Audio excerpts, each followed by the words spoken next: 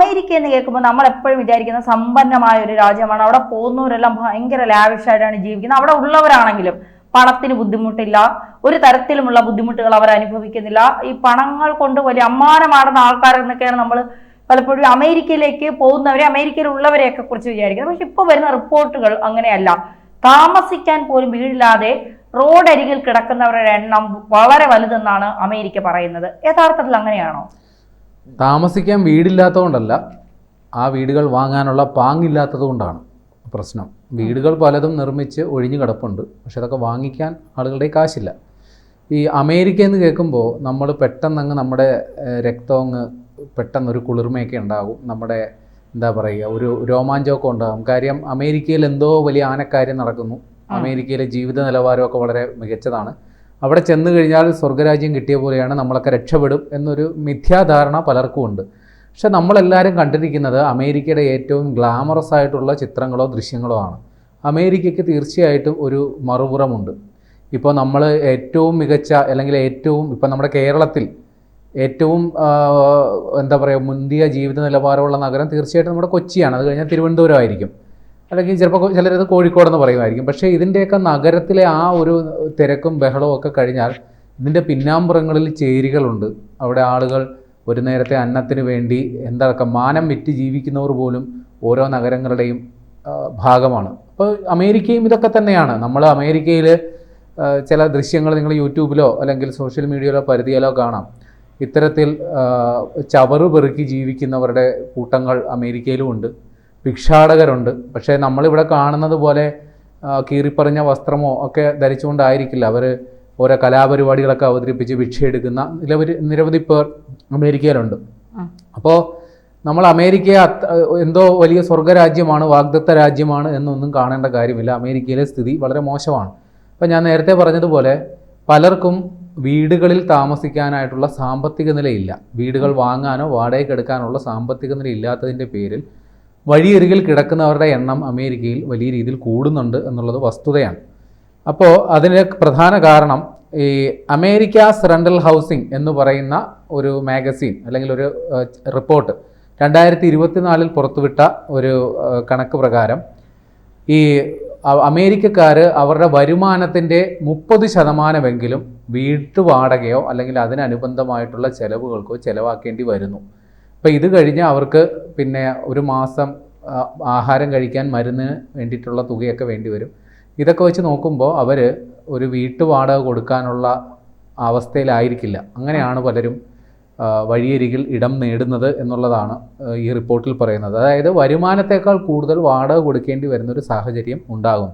ചില നഗരങ്ങളിലെ കണക്കുകളും അവർ പുറത്തു വിടുന്നുണ്ട്. ഇപ്പോൾ ലോസ് ആഞ്ചലസിൽ ഈ ഏറ്റവും ഒടുവിലത്തെ റിപ്പോർട്ട് പ്രകാരം അവിടെ ഈ വഴിയരികിൽ ടെൻറ്റുകൾ കെട്ടി താമസിക്കുന്നവരുടെ എണ്ണം എന്ന് പറയുന്നത് 75,312 പേരാണ്. അപ്പോൾ ആ നഗരത്തിനുള്ളിലെ കഥയാണ് പറയുന്നത്.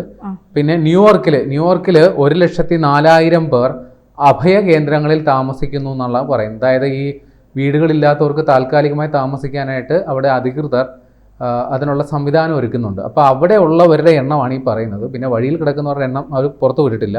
ഈ അഭയ കേന്ദ്രങ്ങളിൽ കഴിയുന്നവരുടെ കൂട്ടത്തിൽ കുടുംബാംഗങ്ങളുമുണ്ട്, കുട്ടികളുമുണ്ട്. അപ്പോൾ കുടുംബസമേതം കഴിയുന്നവരുടെ എണ്ണമാണ് ഈ പറയുന്നത് 1,04,000. ഈ സാൻ ഫ്രാൻസിസ്കോയിൽ 2020 ഈ വീടില്ലാത്തവരുടെ എണ്ണം 1,108 ആണെങ്കിൽ ഇപ്പോൾ അതിൽ കുറവുണ്ട്, 165 അത് കുറഞ്ഞിട്ടുണ്ട്. അപ്പോൾ എന്തുകൊണ്ട് ആളുകൾ ഇങ്ങനെ വീടില്ലാണ്ട് വഴിയിൽ കിടക്കുന്നു? അതിൻ്റെ ഏറ്റവും വലിയ ഉത്തരം ഭീമമായ വാടക അവർക്ക് താങ്ങാൻ പറ്റാത്തത് കൊണ്ട്. പിന്നെ കോവിഡ് ഇളവുകൾ ഇപ്പോൾ ഇല്ല. ഈ കോവിഡ് പടർന്നു പിടിച്ചപ്പോൾ ഈ വാടക വീടുകളിൽ താമസിക്കുന്നവരെ ഇറക്കി വിടാതിരിക്കാൻ ഒരു നിയന്ത്രണമൊക്കെ കൊണ്ടുവന്നിരുന്നു. കാര്യം അവർ ഈ രോഗവ്യാപനം തടയുന്നതിൻ്റെ ഭാഗമായി വാടക കാലാവധി കഴിഞ്ഞാൽ അല്ലെങ്കിൽ വാടക കൊടുക്കുന്നെങ്കിൽ ആരെയും വീട്ടിൽ നിന്ന് ഇറക്കി വിടരുത് എന്നൊരു നിർദ്ദേശം അധികൃതർ കൊടുത്തിരുന്നു. പക്ഷേ ആ നിയന്ത്രണമൊക്കെ ഇപ്പോൾ എടുത്ത് കളഞ്ഞതോടുകൂടി വാടക കൊടുക്കാൻ ഗതിയില്ല എന്ന് പറഞ്ഞ് കഴിയുന്നവനും വീട്ടിൽ നിന്ന് പുറത്തിറങ്ങേണ്ടി വരും. പിന്നെ സാമ്പത്തിക പ്രതിസന്ധി, തൊഴിലില്ലായ്മ, കുറഞ്ഞ വരുമാനം, ഇതെല്ലാം കൂടി കൂട്ടി വായിക്കുമ്പോഴാണ് അമേരിക്കയിലെ മധ്യവർഗം അല്ലെങ്കിൽ ബിലോ ആവറേജ് ടീമുകളൊക്കെ അനുഭവിക്കുന്ന പ്രതിസന്ധി എത്രത്തോളമാണെന്നുള്ളത്. ഈ സർക്കാർ ഈ പ്രതിസന്ധി പരിഹരിക്കാൻ വേണ്ടി എവിക്ഷൻ പ്രിവെൻഷൻ, അതായത് കുടിയിറക്കൽ തടയുക തരത്തിലൊരു പദ്ധതി നടപ്പിലാക്കിയിരുന്നു. പക്ഷേ അതൊന്നും ഫലവത്തായില്ല എന്നുള്ളതാണ്. ഇനി ഒരു കണക്ക് പറയാം. അമേരിക്കയിൽ താമസ ചെലവ് ഡോളറിൽ കണക്കാക്കിയാണ്. താമസ ചെലവ് ഒരു മാസത്തെ $3104 എന്നാണ് പറയുന്നത്. ഇനി ഈ വീട്ടുവാടക കൊടുക്കാനാണെങ്കിൽ അത് ഏകദേശം വീട്ടുവാടകയുടെ കാര്യമാണ് പറഞ്ഞത്, $3104 വരെ വീട്ടുവാടകയാകും. എന്നാൽ ഈ വീട് സ്വന്തമായി വാങ്ങി ഹൗസിംഗ് ലോൺ എടുത്താൽ ഏകദേശം അതിൻ്റെ മാസ അടവ് $2237 വരെ ആകും.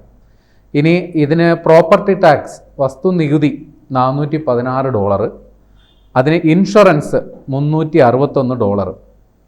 ഇനി ഈ വീടിൻ്റെ വില നമ്മളിപ്പോൾ ഇതെല്ലാം സഹിച്ചെങ്കിൽ ഒരു വീട് വാങ്ങുന്നത് വാങ്ങാം എന്ന് തീരുമാനിച്ചാൽ അതിൻ്റെ വില ഏതാണ്ട് 31,300 മുതൽ 4,46,300 വരെയാണ് ഡോളറാണ് ഇതിൻ്റെ വില കണക്കാക്കുന്നത്. ചരിത്രത്തിലെ രണ്ടാമത്തെ വലിയ വിലവർധനവായിട്ടാണ് ഇവർ സൂചിപ്പിക്കുന്നത്.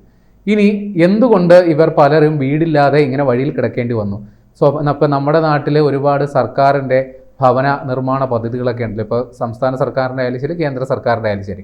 ഇപ്പോൾ അമേരിക്കയിലും ഇതേപോലെ ഭവന നിർമ്മാണ പദ്ധതികളൊക്കെ ഉണ്ടായിരുന്നു. പക്ഷേ ഈ എലോൺ മസ്ക് അദ്ദേഹം ഈ അമേരിക്കയിലെ ഈ കാര്യക്ഷമതാ വകുപ്പ് ഡോജ് എന്ന് പറയുന്ന സംവിധാനത്തിൻ്റെ ചുമതലയേറ്റപ്പോൾ ചില സംഘടനകൾക്ക്, ചില ഏജൻസികൾക്ക് കൊടുത്തിരുന്ന ധനസഹായമൊക്കെ വെട്ടിക്കുറയ്ക്കാൻ സർക്കാരിനെ നിർബന്ധിച്ചു, അല്ലെങ്കിൽ സർക്കാർ അതിന് ഉത്തരവിട്ടു.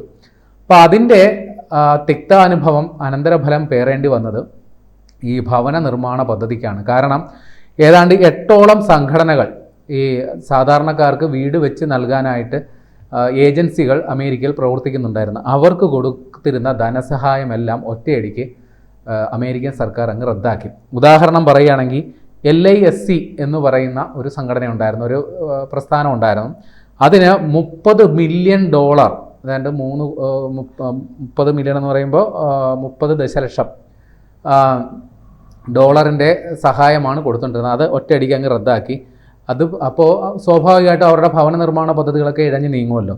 ഇപ്പോഴത്തെ കണക്ക് പ്രകാരം അമേരിക്കയിൽ ഏതാണ്ട് 38 ലക്ഷം വീടുകൾ ഉടനടി നിർമ്മിച്ച് നൽകേണ്ടതുണ്ട്. കാരണം അത്രയും വീടുകളിൽ താമസിക്കേണ്ടവർ അതിന് പുറത്താണ് എന്നുള്ളതാണ് നമ്മൾ മനസ്സിലാക്കേണ്ടത്. ഇനി ഒരു കണക്കുകൾ പ്രകാരം ഈ പെൻഡിങ് ഹോം സെയിൽസ്, അതായത് വീടൊക്കെ നിർമ്മിച്ചിട്ടു പക്ഷേ വിൽപ്പന നടക്കുന്നില്ല, അങ്ങനെയുള്ളതിൻ്റെ എണ്ണം എന്ന് പറയുന്നത് 4.6% വർദ്ധിച്ചു. പിന്നെ കോൺട്രാക്റ്റ് സൈനിങ്, ഇപ്പോൾ വീട് വാങ്ങുന്നതിന് മുമ്പായിട്ട് ഒരു എഗ്രിമെൻ്റ് സൈൻ ചെയ്യണമല്ലോ, അതിൻ്റെ എണ്ണത്തിലും കാര്യമായ കുറവുണ്ടായി. ഇനി ഭവന വായ്പ, അത് ഇവർക്ക് അനുകൂലമല്ല നിലവിൽ. എന്തുകൊണ്ടാണ് വീട് വാങ്ങാൻ പറ്റാത്തതിനത്തെ കാരണം? ഭവന വായ്പയുടെ പലിശ നിരക്ക് കൂടി. 6.91% ആയിരുന്നത് ഇപ്പോൾ 7.04% വർദ്ധിച്ചു. അപ്പോൾ ഒരു കാരണവശാലും അതും നമുക്കൊട്ടും പറ്റുന്നതല്ല. പിന്നെ ഒരു കണക്ക് പറയുന്നത് അമേരിക്കയിൽ ഒരു വീട് നിർമ്മാണം പൂർത്തിയാക്കിയാൽ അത് ചൂടൊപ്പം വിറ്റുപോകുന്ന പോലെ വിറ്റുപോകുമായിരുന്നു. പക്ഷേ ഇപ്പോൾ അത് 83 ദിവസമെങ്കിലും കാത്തിരിക്കേണ്ട ഒരു സ്ഥിതിയുണ്ട്. ഇത് കഴിഞ്ഞ വർഷത്തേക്കാൾ അപേക്ഷിച്ച് വലിയ വർധനവാണ് ഇക്കാര്യത്തിൽ ഉണ്ടായിരിക്കുന്നത്. അപ്പോൾ അമേരിക്കയെ സംബന്ധിച്ച് നമ്മൾ ഏതെങ്കിലും സിനിമയിലോ അല്ലെങ്കിൽ ഏതെങ്കിലും ദൃശ്യത്തിലോ കണ്ട അമ്പരചുംബികളായ കെട്ടിടങ്ങളും ഉന്നത ജീവിത നിലവാരവും, എന്താ പറയുക, വളരെ ആഡംബരപൂർണമായ ജീവിതമൊക്കെയാണ് നമ്മൾ കണ്ടിട്ടുള്ളതെങ്കിൽ അവിടെ യഥാർത്ഥ സംഗതികൾ ഇങ്ങനെയൊക്കെയാണ്. അതായത് മധ്യവർഗ സമൂഹം അവിടെ പെടാപ്പാട് വിട്ടുകൊണ്ടിരിക്കുകയാണ്. ഒരു തല ചായ്ക്കാൻ ഇടം പോലും ഇല്ല. പലരും വഴിവക്കിൽ കിടന്നാണ് ജീവിതം തള്ളി നീക്കുന്നത്.